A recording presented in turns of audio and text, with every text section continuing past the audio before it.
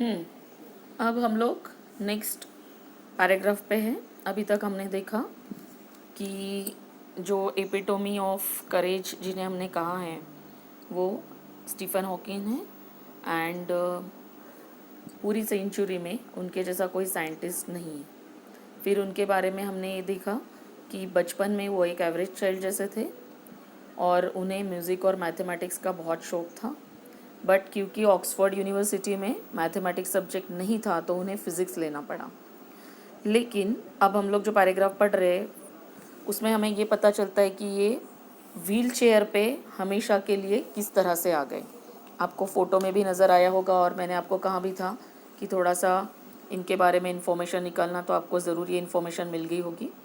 Now we are going to see the next paragraph where we come to know about his disease.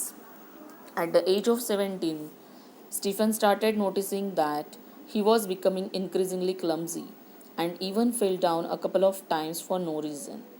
तो जब 17 साल के वो हो जाते हैं तो क्या हुआ उनके साथ कि ही बिकम इंक्रीजिंगली क्लमजी, धीरे धीरे वो क्लमजी बनते जाने लगे। क्लमजी इज़ इन अक्षम, यानी उनकी जो कार्यक्षमता थी वो कम होती गई।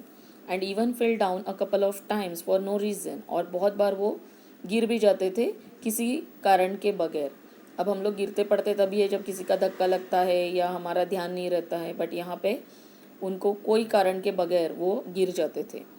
This perplexed him and he went to see his family doctor.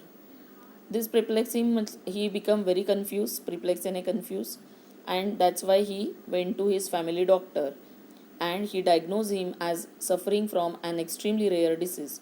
और वहाँ पे उनका निदान हुआ कि वो बहुत ही दुर्लभ रेयर डिसीज़ से ग्रस्त है। और ये रेयर डिसीज़ इसलिए कि यहाँ बहुत कम लोगों को ये डिसीज़ होता है। And what is the name of the disease? ALS और LOU, Gehrig's disease, that affects the nervous system and eventually weakens all the muscle of the body.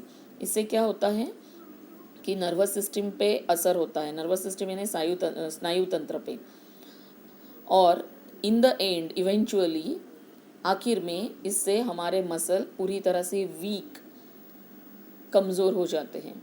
Stephen says that even as a child his muscle coordination was nothing to write home about. Stephen को याद है कि जब वो बच्चे थे तब भी उनका मसल का कोऑर्डिनेशन नहीं होता था और उसकी वजह से वो अक्सर राइटिंग में बहुत गलतियाँ करते थे या उनकी राइटिंग बहुत गंदी थी।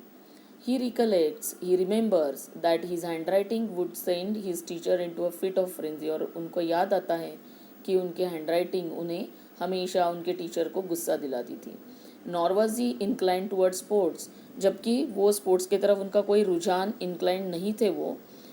नहीं था उनका। Nevertheless this disease came as a bolt from the blue, पर फिर भी ये जो डिसीज़ था ये उनके लिए एक बहुत ही बड़ा सदमा या शॉक था। अब हम लोग यहाँ पे रुकते हैं, फिर नेक्स्ट पैराग्राफ हम लोग देखेंगे नेक्स्ट वीडियो में।